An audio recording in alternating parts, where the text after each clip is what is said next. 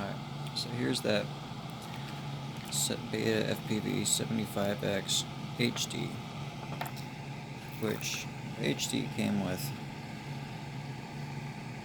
the Turtle V2. SD card goes in there, records 60 frames a second, 1080p, also does 720p at 120 frames a second. I took the, I've been running this Ratel. It's supposed to be a Starlight cam, but it's not true Starlight. It's really good and almost no dark though. Not a true Starlight. I took the turbo wide lens off of the V2 lens stuck on here, made it way more clear. The problem I had with this, I don't know if it's faulty. It takes beautiful SD footage, but the FPV feed is just garbage, whitewashed. The contrast is doesn't even seem right. You have pitch black shadows and blinding white, and they bleed all over each other. So aside from that, I'm getting really good quality out of this, so I've just been running it. But I keep going back and forth. There's occasions that I can deal with a crappy FPV feed if I want to get some good footage. Digital. The problem I was having is every time I would take this thing apart, I'd be tugging on these VTX wires because you couldn't get this thing out. This VTX and the Canopy, the wires come out the back and come through here by default. So to get this VTX out, you would have to unsolder the wires. Holding this phone makes it hard to demonstrate. So swapping this camera out, you gotta pull this out to get the camera to fit in there. They say the camera angle is unadjustable. You're seeing some deformations in here, and me struggling to use my hands as well.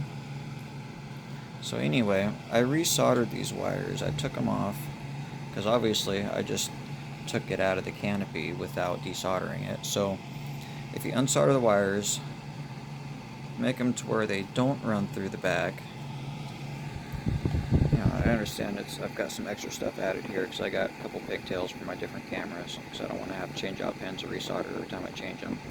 So I got a few extra things soldered. But I kept breaking these things, and I was actually going to stick a couple of these on there,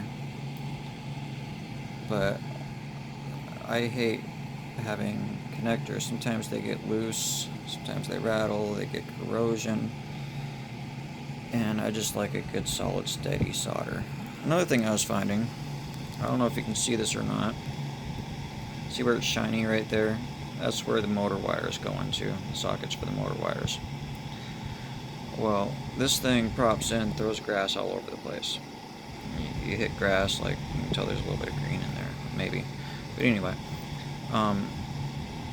just a little blade of grass, the moisture off it on these things have caused me desinks in the air, massive lack of power. I clean those off, it's doing fine. So I put a little conformal coating on that because it just blasts the grass all over that dust, whatever. Cleaned it up real good. I'm not going to conformal coat the whole thing. I did it with the last one so I could fly in the rain, but even when you fly in the rain, you get a raindrop on your camera, you still can't see, so it's no good until they add windshield wipers to these. RainX doesn't work because it beats up around the outside of the lens where it meets the casing. So it's had a few crashes, but it's great. So anyway, first thing I would recommend, conformal coat those, desolder those VTX wires if you're going to be changing canopies, changing setups, and then resolder them to where they don't have to feed through here.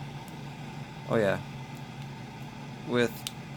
I chopped at that, I know, it's ugly, but it's functional because this camera, if you're doing really slow, smooth footage, a 30-degree angle is not really good for a whoop going slow through things unless, well, you just got to be hauling ass, I guess. So I wanted a low angle so I cruise around low and see something other than the sky when I'm recording HD footage. Now, I also had to heat up the canopy.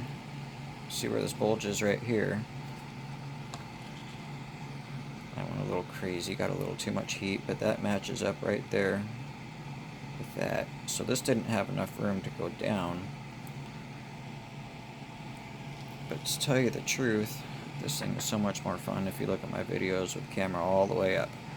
I can get it high enough with this ratel that essentially I could swap the yaw and the roll, and the pilot wouldn't even notice the difference beyond 45. So anyway, if you got this thing, you're breaking wires, take pictures before you take it apart so you know what goes where, because it's hard to read that stuff, and sometimes it's hard to find the literature on the internet, or you find misinformation. Anyway, here's my experience on this thing.